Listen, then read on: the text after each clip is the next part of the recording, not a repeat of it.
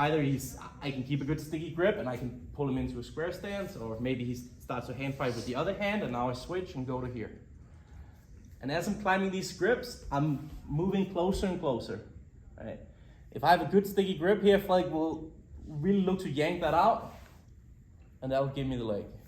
So I don't just, if his hands are down, I don't just carelessly scoot for the leg, because he's gonna intercept me, he can back off, he can look for underhooks here, which is very dangerous. So I wanna address the hands first. If he's back with the hands, I give him a grip. I like to just stick my wrist out, because now his hand comes out, I grab with my free hand, and then I circle the trapped hand out and lock. Okay. When I got this good grip here, keep your elbows in tight. Try to get your chin over the grip to solidify it. Right? And now when he pulls, you just walk your feet close. Right? When you get around shin to shin distance here, you can let him yank it out. And then you go right to the calf here. Now, basically for most of the time I've been training, I've liked to do shin to shin like this. I don't like to do it anymore, because if people are good at punching this underhook, then you're pretty exposed here. So I prefer to just snake my hand around the calf here and try to keep my elbow inside my knee here. Now when he tries to get the underhook, it's a lot tighter, and you see my head position here? Yeah, I have my head inside his collarbone. It's very hard for Fredrik to really get that underhook going. And from here, I can look to enter. Right? So we go in, we give him a grip. I counter grip, I circle my hand out right in this space here. Circle out, pull in. Fredrik tries to yank out, and I just stalk him until I get that shin to shin, and then I let him pull it out. Then I snake my hand just around the calf here. Right?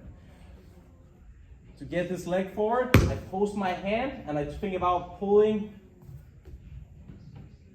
everything in here. When he gets to here, I throw my forehead close to his heel here, and you see how that off balances him. Then I can extend and shoot it. So last time. Here, tries to pull out, get to here. Now if this leg is very far back, think about pulling him in, circle, and you shoot up to single leg X here, making sure you have a good connection around his legs here. Right? It's the first drill, and then we're gonna work off that. Let's try it on three. 1, 2, 3. Get in, we get our grips, we stalk him here. Now, if you can just keep this grip, if you have this nice cross grip, then sure, it's very nice to help pull his hands to the mat. But realistically, when you're fighting someone who's equally as strong, stronger, and it's sweaty, and you're just going, I find it hard to keep these grips for a long time. So, if you got it, like, great. But don't get too attached to having wrist grips for a long time in no-gi. Just don't. This way you won't get disappointed. All right? So we get in here, we get this tight connection here, we want to throw our head to the heel here. Right? We can do that when his legs are close to square here. When this leg is far back, it's far back here. Like when I try this, I can't off balance him and I make a giant hole here. It's basically a disaster. So I need that back leg forward. This is why we do this pull here. We're thinking about leaning in, and I'm yanking everything forward to get this foot to step here. When I got this foot here, now I can go, right? If he's really insistent on keeping this leg back, we can actually hit him with a dummy sweep as the leg comes in, because he's gonna put his own weight in his heels. So if we're here, this leg is far back, right? I'm pulling, and he insists on getting that leg back. We can time that with dummy sweeps. So it's also a nice follow-up for those of you who've been here for the other classes. Right, I pull here. If his shoulders are leaning over his hips, I can enter the legs. If he's really leaning back, then we hit him with the dummy sweep, right? Just a note on that. So when you go in here, practice with your partner having the leg back, and look how I tilt my body, but I don't open this space up too much. I tilt my body and I pull that foot forward. From here, he's leaning forward, easy to enter the legs. If he's insistent on leaning back, hit him with the dummy. All right, just a note on that. So let's work that one in. Just try this a couple times with your partner. Now, when you get in here, let's just turn here, all right? Going like here, we want to go into a series of off balances.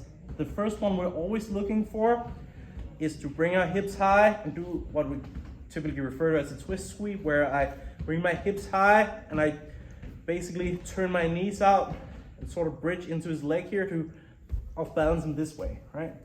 Make him backstep here, right? If his head is far back here, if his shoulders are over his hips, when I do this, it's basically almost impossible for him to stop the knockdown here, right? So that's the first one we're always looking for. So we get in, go here. Notice this back leg here, that I keep it under his far butt cheek. It's very important because this helps trip him up here. If I stay here and I try to do the same, it has little to no effect here. But when I go here, flex here, bring my hips high, see how I kind of trip his leg here from behind?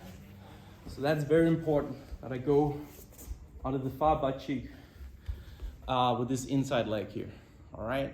So we're basically gonna do the same thing as before, but we're just looking to mix in. If our partner tries to yank away, we dummy sweep.